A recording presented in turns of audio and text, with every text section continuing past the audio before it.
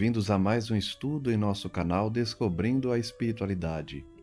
Vamos prosseguir estudando a obra Nos Domínios da Mediunidade, psicografia de Chico Xavier e ditado pelo espírito André Luiz. Capítulo 13. Pensamento e Mediunidade. Nos narra André Luiz. O silêncio se fez profundo e respeitoso. O grupo esperava a mensagem terminal. Senti que o ambiente se fizera mais leve, mais agradável. Sobre a cabeça de Dona Celina apareceu brilhante feixe de luz. Desde esse instante, vimo-la estática, completamente desligada do corpo físico, cercada de azulíneas irradiações. Admirado com belo fenômeno, enderecei um gesto de interrogação ao nosso orientador, que explicou sem detença. Nossa irmã Celina transmitirá a palavra de um benfeitor que, apesar de ausente daqui, sob o ponto de vista espacial, entrará em comunhão conosco por meio dos fluidos teledinâmicos que o ligam à mente da médium. Antes de prosseguir, vamos relembrar que nos últimos estudos nós vimos numa reunião mediúnica em que André Luiz e sua equipe estavam acompanhando, que vários espíritos comunicaram e ao final da reunião nós aprendemos que os médiuns possuem a capacidade de ler o plano espiritual não somente dos espíritos presentes na reunião, mas a mente dos mentores a que eles estão conectados. Então nós vimos que 3 médiuns, cada um com as suas características e capacidades, conseguiam descrever ou perceber o mundo espiritual de formas diferentes. E agora nós vemos a informação de que uma das médiuns vai transmitir uma mensagem do espírito que não está ali presencialmente, mas sim conectado por meio de fluidos teledinâmicos. O mentor Aulus certamente vai explicar o processo. Mas isso é possível? Indagou Hilário discretamente. Aulus ponderou de imediato. Lembre-se da radiofonia e da televisão, hoje realizações amplamente conhecidas no mundo. Um homem de cidade a cidade pode ouvir a mensagem de um companheiro e vê-lo ao mesmo tempo, desde que ambos estejam em perfeita sintonia, pelo mesmo comprimento de onda. Interessante essa comparação, como eles sempre fazem, de instrumentos que nós conhecemos para podermos compreender como se dá as ligações no plano espiritual. Da mesma forma, portanto, que se dá com a televisão e com o rádio, é possível transmitir mensagens por meio de ondas mentais. Nós conhecemos as ondas radiofônicas e da televisão, mas também há a transmissão de ondas mentais pela conexão de mentes, como nós veremos. Desde que estejam em perfeita sintonia, a mensagem é transmitida. Celina conhece a sublimidade das forças que a envolvem e entrega-se confiante, assimilando a corrente mental que a solicita. Então vejam que há um pedido do espírito e a recepção do médium, que capta a mensagem e aceita transmiti-la, criando essa conexão. Irradiará o comunicado lição automaticamente, qual acontece na psicofonia sonambúlica, porque o amigo espiritual lhe encontra as células cerebrais e as energias nervosas quais teclas bem ajustadas de um piano harmonioso e dócil. Mais uma comparação de instrumentos da Terra para compreendermos como se dá a ligação da mediunidade. No caso aqui demonstrado, nós vemos que o espírito utilizará a ferramenta que ele possui, que é o corpo da médium, por meio dos seus processos de recepção de pensamento e de transmissão da mensagem pelos lábios, pelo órgão vocal, e transmitirá a mensagem. Porque ela é uma médium harmoniosa e dócil. E aí entra a característica do médium, que precisa estar nessa sintonia. O assistente emudeceu de súbito, fixando o olhar no jato de safirina luz que se fizera mais abundante, a espraiar-se em todos os ângulos do recinto. Então vejam que a conexão é muito forte, Chega a espalhar os raios ali em todo o ambiente. Contemplei os circunstantes. O rosto da médium refletia uma aventura misteriosa e ignorada na terra, a sensação agradável que ela sentia. O júbilo que a possuía como que contagiara todos os presentes. E isso é real, né? Os bons espíritos nos transmitem uma sensação tão agradável, especialmente quando estudamos, quando oramos, quando fazemos o bem. Somos envolvidos nessa vibração que traz muito júbilo, muita tranquilidade, muita paz. Dispunha-me a prosseguir observando, mas a destra do assistente tocou-me de leve, recordando-me a quietude e o respeito. Como sempre, né? André Luiz quer fazer 1000 perguntas e é necessário que o mentor chame a atenção dele para ele ficar em silêncio, para aprender e respeitar também o ambiente. Foi então que a voz diferenciada de Dona Celina ressoou, clara e comovente, mais ou menos nestes termos. Meus amigos, começou a dizer o instrutor que nos acompanhava o trabalho a longa distância. Guardemos a paz que Jesus nos legou, a fim de que possamos servi-lo em paz. Em matéria de mediunidade, não nos esqueçamos do pensamento. Nossa alma vive onde se lhe situa o coração. Caminharemos ao influxo de nossas próprias criações, seja onde for. Aqui nós temos lições já preciosas da mensagem, porque não somente os médiuns vivem mergulhados na vibração que fornecem, que produzem, mas todos nós, independente da mediunidade, vivemos mergulhados na sintonia que escolhemos, criamos por meio de nossos pensamentos, as formas que nos rodeiam, o sentimento que nos envolvem, a vibração que nos estimula. O mesmo se dá na mediunidade, onde o médium se conecta com aqueles espíritos que ela tem afinidade. A alma do médium, portanto, viverá conforme o seu coração. A gravitação no campo mental é tão incisiva quanto na esfera da experiência física, e isso a ciência já vem confirmando, não é? O poder da mente, a capacidade que temos na mente de alterar a realidade, alterar o plano físico, por meio da força da vontade, por meio da força mental. Servindo ao progresso geral, move-se a alma na glória do bem. Emparedando-se no egoísmo, arrasta-se em desequilíbrio sob as trevas do mal. É questão de escolha, portanto. A lei divina é o bem de todos. Colaborar na execução de seus propósitos sábios é iluminar a mente e clarear a vida. Então vejam, quando a gente trabalha para o bem, quando a gente escolhe ser um servidor de Cristo, nós nos beneficiamos com a iluminação da nossa mente, clareando a nossa vida. Opor-lhe entraves, a pretexto de acalentar caprichos perniciosos, é obscurecer o raciocínio e coagular a sombra ao redor de nós mesmos. Então, quando o médium, por exemplo, se deixa levar pela vaidade, pelo egoísmo, querendo satisfazer os seus caprichos, ele se afasta, ele coagula a sombra ao redor de si. Isso vale para todos nós, não é? Se vivemos uma vida preocupada somente com a satisfação pessoal, uma vida egoísta, nós vamos coagular toda a vontade no bem, todo o benefício da espiritualidade superior, porque somente iremos ter sombras ao nosso redor. É indispensável ajuizar quanto à direção dos próprios passos, de modo a evitarmos o nevoeiro da perturbação e a dor do arrependimento. São consequências inevitáveis para aqueles que se dedicam às sombras, para aqueles que cultivam essa vibração ruim, negativa, pesada em volta de si. Colhem infelicidade, arrependimento, perturbação e dor. É a condição de muitos dos espíritos encarnados e desencarnados na Terra. Nós temos um dever de buscarmos outro tipo de vibração a cada dia, por meio da oração, do estudo, da prática do bem.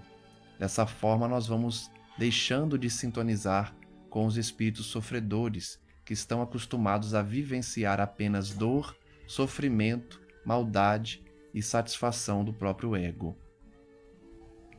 Nos domínios do espírito, não existe a neutralidade. Olha que bonita essa frase, né?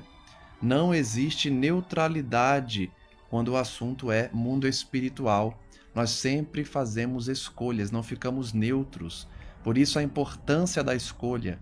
Sintonizamos com aquilo que iremos vivenciar no dia a dia, aquilo que vamos colher como consequência. Não há neutralidade. Nós sempre fazemos uma escolha para o equilíbrio ou para o desequilíbrio. Evoluímos com a luz eterna, segundo os desígnios de Deus, ou estacionamos na treva, conforme a indébita determinação do nosso eu. Então, mais uma vez, a questão de escolha. Ficar estacionado, dedicando somente ao egoísmo, ao eu, ou seguir a vontade de Deus e ser um servidor verdadeiro, esquecendo de si mesmo. Não vale encarnar-se ou desencarnar-se simplesmente. Todos os dias as formas se fazem e se desfazem. Então não adianta estar no plano físico ou no plano espiritual. Tudo é questão de sintonia. Esteja encarnado ou não. Não faz diferença se está no plano espiritual ou se está encarnado no plano físico. Vai sintonizar conforme as ideias que produz, conforme a própria mente decide se conectar. Vale a renovação interior com acréscimo de visão, a fim de seguirmos à frente com a verdadeira noção da eternidade em que nos deslocamos no tempo. Aqui ele está falando da reforma íntima. Para ampliar nossa visão espiritual, é necessário renovarmos-nos interiormente. Reforma íntima. Só assim seguiremos em frente, tendo noção da eternidade e da preciosidade do tempo a ser utilizado em favor do próximo. Consciência pesada de propósitos malignos, revestida de remorsos, referta de ambições desvairadas ou denegrida de aflições, não pode senão atrair forças semelhantes que a encadeiam a torvelinhos infernais. Aqui é muito lógico, né? E é cientificamente provado que você vai atrair aquilo que você pensa. Se você vive uma vida de pessimismo, de reclamação, de mágoa, você vai ficar mergulhado nesse ambiente e vai atrair forças semelhantes. Por isso, os espíritos insistem e repetem que nós somos senhores dos nossos destinos, nós escolhemos que tipo de companhias espirituais teremos, nós escolhemos que tipo de vibração nos rodeia. É questão de sintonia, é questão de escolha. Atraímos as forças conforme a nossa mente sintoniza e cria e gera. A obsessão é sinistro conúbio da mente com o desequilíbrio às trevas. Pensamos e imprimimos existência ao objeto idealizado. Vejam o poder que tem a vontade, a força do desejo. Quando desejamos algo, criamos esse algo ao nosso redor, com o nosso pensamento, com a nossa mente. E nós sabemos que os espíritos conseguem ver esse desejo, esse objeto que nós temos criando com o nosso pensamento. E aí muitas obsessões vão estimular esse mesmo projeto que os espíritos também têm. Por isso nós devemos ter objetivos santificadores e santificantes, para que somente espíritos superiores com os mesmos objetivos sintonizem conosco, e não obsessores. A resultante visível de nossas cogitações mais íntimas denuncia a condição espiritual que nos é própria, e quanto se afinam com a natureza de nossas inclinações e desejos, aproximam-se de nós pelas amostras de nossos pensamentos. Acabei de falar, não é? As companhias espirituais verão os nossos pensamentos, o nosso objeto de desejo, e se eles sintonizam igual, vão ficar perto de nós, porque também querem aquilo que nós queremos. A importância da oração, a importância de mudar o pensamento, de idealizar coisas nobres, para que somente espíritos nobres nos acompanhem. O nosso pensamento cria, e os espíritos que têm as mesmas inclinações entrarão em contato e conexão conosco. Se persistimos nas esferas mais baixas da experiência humana, os que ainda jornadeiam nas linhas da animalidade nos procuram, atraídos pelo tipo de nossos impulsos inferiores, absorvendo as substâncias mentais que emitimos e projetando sobre nós os elementos de que se fazem portadores. Por isso que a gente fala, né? Se pudéssemos ver os espíritos de uma forma mais completa, se todos tivéssemos uma mediunidade ostensiva de clarividência, muitos se assustariam com o tipo de espírito que cultiva ao entorno de si mesmo, com o tipo de companhia espiritual que cultiva. Muitas vezes eles se alimentam de vibrações negativas que nós criamos, de pensamentos infelizes e desequilibrados. Eles se alimentam desses pensamentos e também nos transmitem as suas condições precárias e desequilibradas. Se nós pudéssemos ver essas companhias, muitos de nós deixaríamos de continuar no pecado, no erro, na queda vibratória, porque nos assustaríamos com as companhias que muitas vezes se conectam conosco. Por isso, repito, oração e vigilância, para que espíritos rasteiros, que ele chama aqui de espíritos que jornadeiam nas linhas da animalidade. Então são espíritos que estão voltados totalmente para a satisfação material, para os gozos da matéria. São esses que se conectam conosco quando decidimos baixar nossa vibração. Imaginar é criar. E toda a criação tem vida e movimento. Isso aqui já foi ensinado antes, eu lembro que isso me marcou num outro estudo de uma outra obra, que o pensamento nosso tem vida. As criações mentais se movimentam em volta de nós. Por isso ele diz aqui que os nossos pensamentos nos denunciam para os espíritos. Eles veem os nossos pensamentos, as formas pensamento, e sabem o que a gente gosta, no que a gente sintoniza.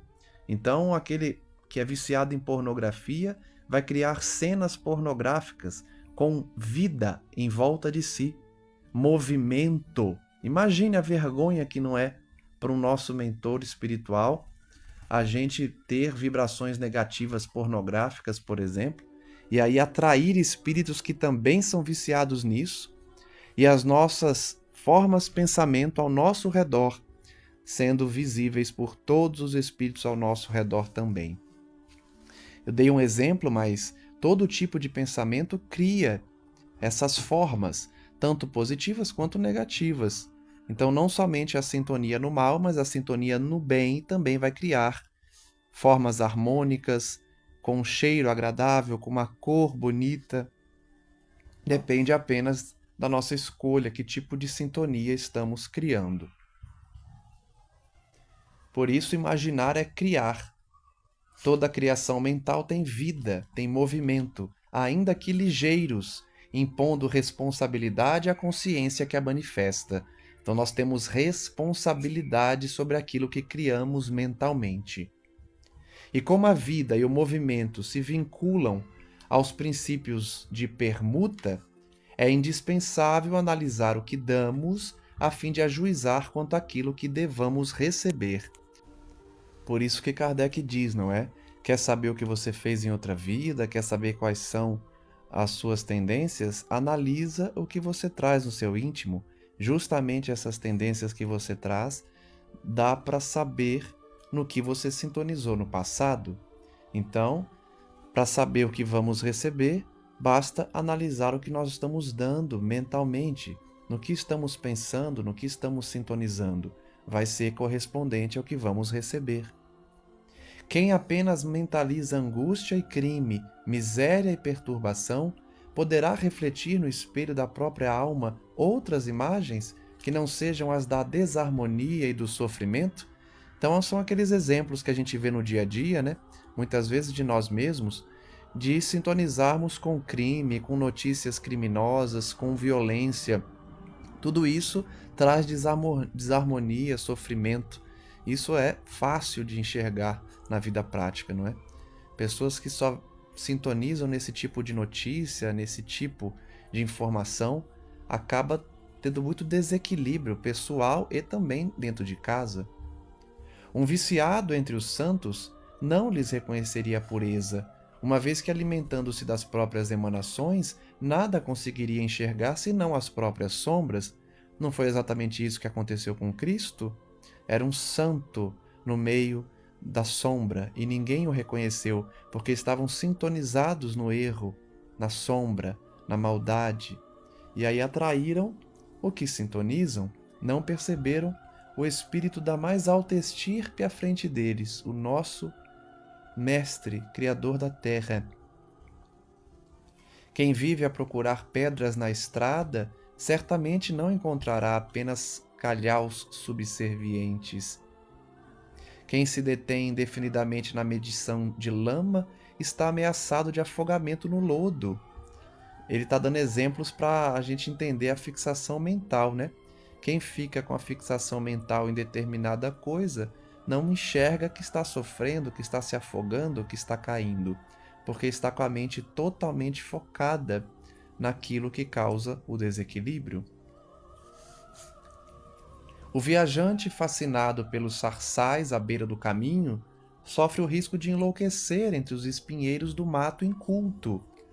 Mais um exemplo para a gente enxergar que quem fica preocupado com determinado detalhe não consegue enxergar o todo.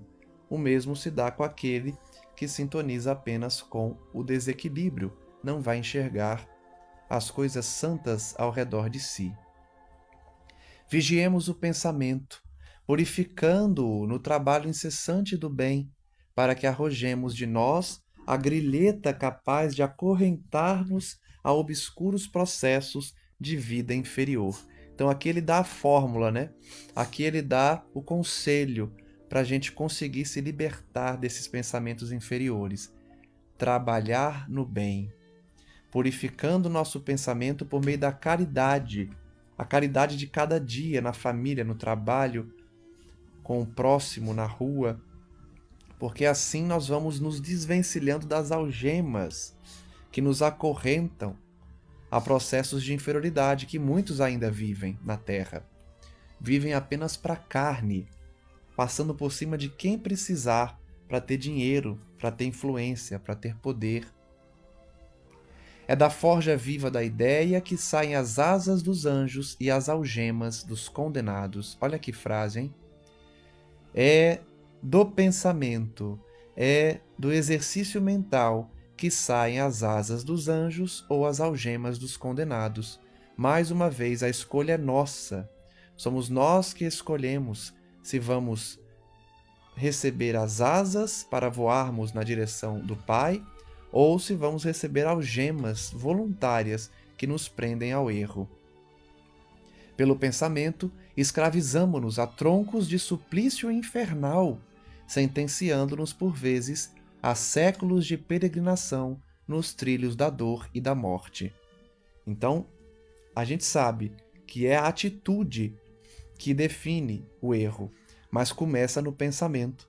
A atitude infeliz nasceu do pensamento, e esse pensamento tem vida, tem movimento, e cria todo um sistema de atração ao nosso redor. Muitos de nós atraímos dor e morte porque nos escravizamos no suplício mental de criações infelizes.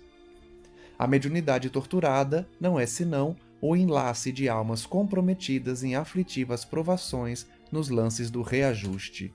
Aqui nós temos uma informação importante, né? Especialmente para os médiuns que acham que são missionários, espíritos de luz que vieram numa missão de libertar a humanidade. Mediunidade que traz um desequilíbrio, que traz uma dificuldade para o indivíduo, é uma medida de provação por conta de dívidas do passado. É diferente da mediunidade santificada, né? Da mediunidade em que a pessoa não sofre. Mas quando há sofrimento numa mediunidade desequilibrada, é a cobrança do passado batendo à porta do médium. E para abreviar o tormento que flagela de 1000 modos a consciência reencarnada ou desencarnada, quando nas grades expiatórias, é imprescindível atender à renovação mental, o único meio de recuperação da harmonia. Ele repete, né? Ele já falou isso. Renovar a mente para podermos nos libertar dessas algemas. Satisfazer-se alguém com rótulo em matéria religiosa, sem qualquer esforço de sublimação interior, é tão perigoso para a alma quanto deter uma designação honorífica entre os homens, com menosprezo pela responsabilidade que ela impõe. Então veja, aqui ele está falando do médium que se acha, que tem uma vaidade, sem se esforçar. É um perigo, né? A pessoa se colocar no rótulo de médium, sem se esforçar para mudar para o bem, ele acaba caindo num perigo enorme, por conta da mediunidade trazer responsabilidades graves para o espírito. Títulos de fé não constituem meras palavras, acobertando-nos deficiências e fraquezas. Expressam deveres de melhoria a que não nos será lícito fugir sem agravo de obrigações. Todo médium, e expando o conceito, todo indivíduo está aqui para se melhorar, para eliminar deficiências e fraquezas. O exercício da mediunidade também demanda isso, sob pena de complicar ainda mais a sua situação se não fizer. Em nossos círculos de trabalho, desse modo, não nos bastará o ato de crer e convencer. Não basta somente crer, não basta convencer os outros com nosso discurso. Ninguém é realmente espírita à altura desse nome, tão só porque haja conseguido a cura de uma escabiose renitente, com o amparo de entidades amigas, e se decida por isso a aceitar a intervenção do além-túmulo na sua existência. Olha só, ele está dizendo que não basta você ser um médium que ajuda as pessoas a curar doenças. Não adianta você ser alguém que aceita o trabalho da espiritualidade e cura pessoas. Isso não é suficiente. Ninguém é médium na elevada conceituação do termo somente porque se faça órgão de comunicação entre criaturas visíveis e invisíveis. Então ele está dizendo, ninguém é espírita propriamente dito apenas porque realiza curas, trabalha com a espiritualidade. E ninguém é médium só porque serve de meio de comunicação. Para conquistar a posição de trabalho a que nos destinamos, de conformidade com os princípios superiores que nos enaltece o roteiro, é necessário concretizar-lhes a essência em nossa estrada, por intermédio do testemunho de nossa conversão ao amor santificante. Então não basta trabalhar, não basta acreditar, não basta ser um instrumento, é preciso realmente converter o coração. Reforma íntima e agir no bem verdadeiramente, sem vaidades. Não bastará, portanto, meditar a grandeza de nosso idealismo superior. É preciso substanciar-lhe a excelsitude em nossas manifestações de cada dia. Ele volta, então, a dar a velha lição de que o verdadeiro espírita, o verdadeiro religioso, o verdadeiro cristão é aquele que é realmente seguidor de Jesus no seu dia a dia, nas suas manifestações diárias, na família, no trabalho e em sociedade. Os grandes artistas sabem colocar a centelha do gênio numa simples pincelada, num reduzido bloco de mármore ou na mais ingênua composição musical.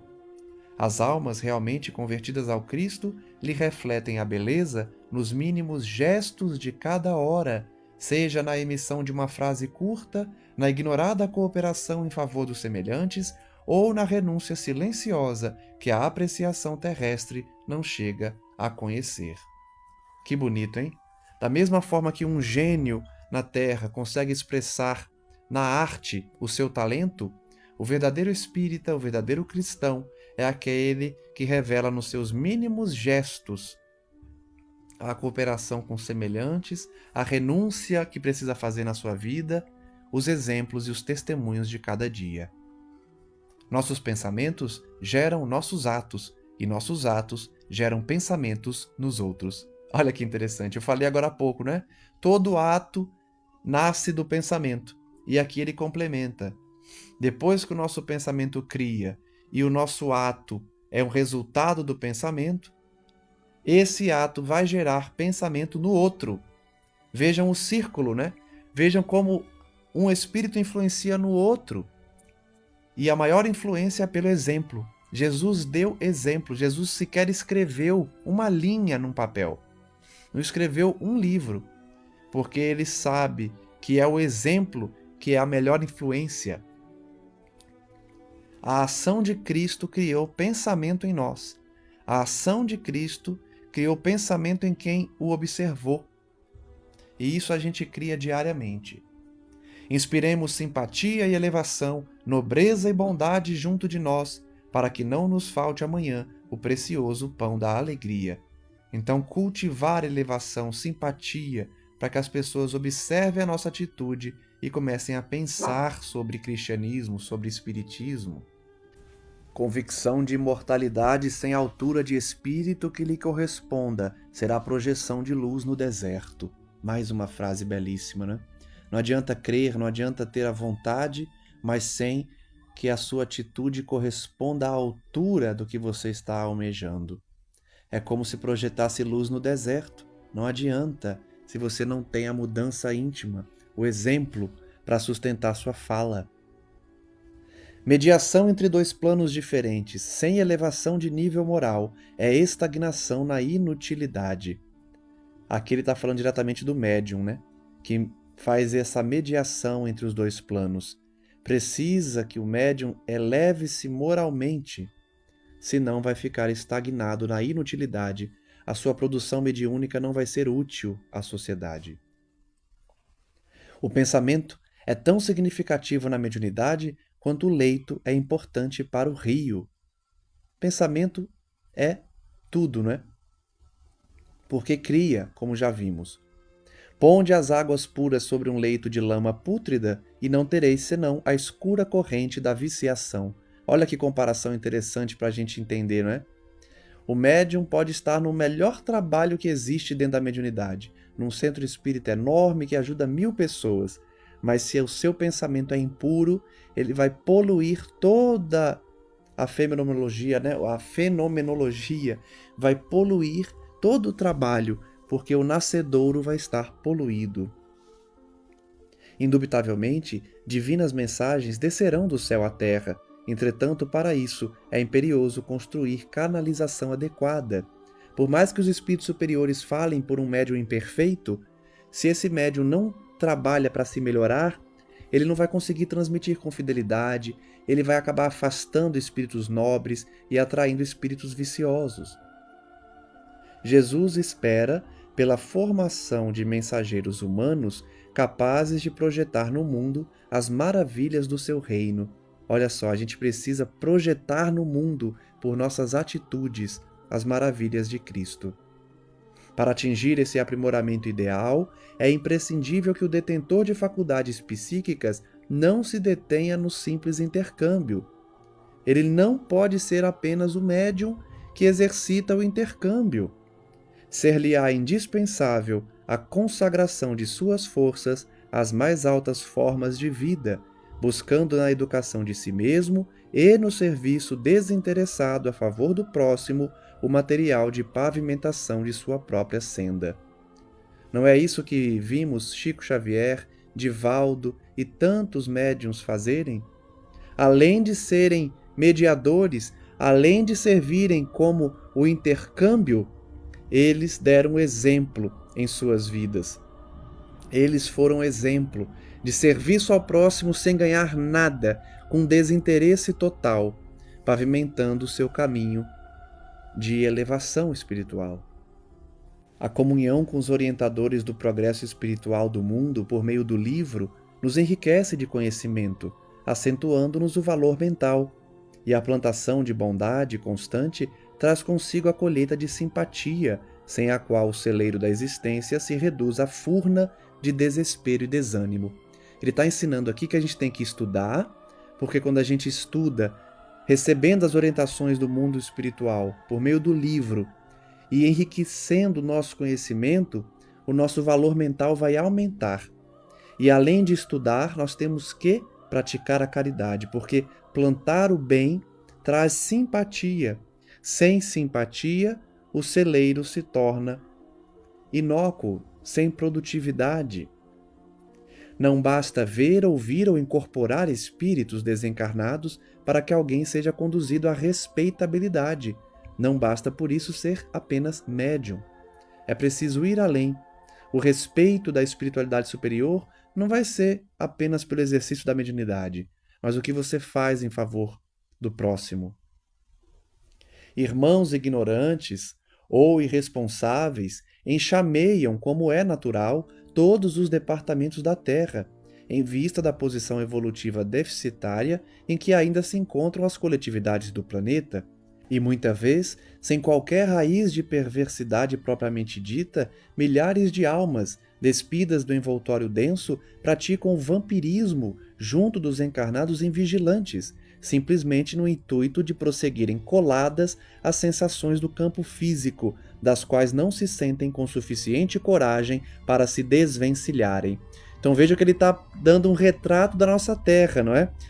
Aqui enxameiam espíritos que ainda estão ligados à matéria, espíritos que estão numa posição deficitária, no sentido de atuarem como vampirizadores, como seres que se acoplam aos encarnados para continuarem tendo as sensações da carne, por não terem coragem de se desvencilhar do plano físico. Essa é a realidade do nosso planeta. O exercício da mediunidade está cercado de espíritos difíceis, de espíritos ainda ligados a esse tipo de vibração. Toda tarefa para crescer exige trabalhadores que se dediquem ao crescimento, à elevação de si mesmos. E isso é demasiado claro em todos os planos da natureza. A gente precisa se dedicar, sendo médium ou não, com a mudança íntima. Não há frutos na árvore nascente. A madeira, não desbastada, é incapaz de servir com eficiência ao santuário doméstico. A areia movediça não garante a sustentação. Não se faz luz na candeia sem óleo. O carro não transita com êxito onde a picareta ainda não estruturou a estrada conveniente. Então ele dá vários exemplos para mostrar que nós vamos dar frutos se trabalharmos para isso, porque a natureza não dá frutos antecipados. É preciso trabalhar todo elemento para que ele dê frutos. Como esperardes o pensamento divino, onde o pensamento humano se perde nas mais baixas cogitações da vida? É uma pergunta muito lógica, né? Como esperar que a nossa sintonia será com espíritos superiores se o nosso desejo ainda é pelas mesquinharias da carne? Que mensageiro do céu fará fulgir a mensagem celestial em nosso entendimento quando o espelho de nossa alma jaz denegrido pelos mais inferiores dos interesses? Então eles simplesmente não podem se conectar conosco se nós insistimos em sintonizar de forma rasteira, de forma inferior. Em vão buscaria a estrela retratar-se na lama de um charco. Amigos, pensemos no bem e executemo-lo. Tudo que existe dentro da natureza é a ideia exteriorizada. O universo é a projeção da mente divina, e a Terra, qual a conheceis em seu conteúdo político e social, é produto da mente humana. Bonito ele voltar ao tema, né, do pensamento como criação e de como a nossa vontade cria ao redor de nós, dando a comparação do universo como uma projeção mental de Deus. Tudo é pensamento, portanto. Tudo é produto da mente, seja da mente divina, seja da mente humana. Civilizações e povos, culturas e experiências constituem formas de pensamento, por meio das quais evolvemos incessantemente para esferas mais altas.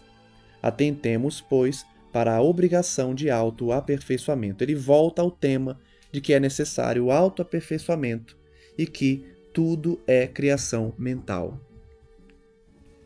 Sem compreensão e sem bondade, irmanar-nos-emos aos filhos desventurados da rebeldia. Sem estudo, sem observação, demorar-nos-emos indefinidamente entre os infortunados expoentes da ignorância. Amor e sabedoria são as asas com que faremos nosso voo definitivo no rumo da perfeita comunhão com o Pai Celestial. Escalemos o plano superior, instilando pensamentos de sublimação naqueles que nos cercam. A palavra esclarece, o exemplo arrebata. Falamos isso aqui, por diversas vezes. A comunhão com o Pai é pelo pensamento. Ajustemo-nos ao Evangelho Redentor. Cristo é a meta de nossa renovação. Regenerando a nossa existência pelos padrões dele, reestruturaremos a vida íntima daqueles que nos rodeiam. Meus amigos, crede, o pensamento puro e operante é a força que nos arroja do ódio ao amor, da dor à alegria, da terra ao céu. Procuremos a consciência de Jesus para que a nossa consciência lhe retrate a perfeição e a beleza. Saibamos refletir-lhe a glória e o amor, a fim de que a luz celeste se espelhe sobre as almas, como o esplendor solar se estende sobre o mundo. Comecemos nosso esforço de soerguimento espiritual desde hoje, e amanhã teremos avançado consideravelmente no grande caminho. Meus amigos, meus irmãos, rogando a Jesus que nos ampare a todos, deixo-vos com um até breve. A voz da médium emudeceu. Sensibilizados, reparamos que no alto se apagara o jorro brilhante. Raul Silva, em prece curta, encerrou a reunião. Enlaçamos Clementino as despedidas. Voltem sempre, convidou-nos gentil.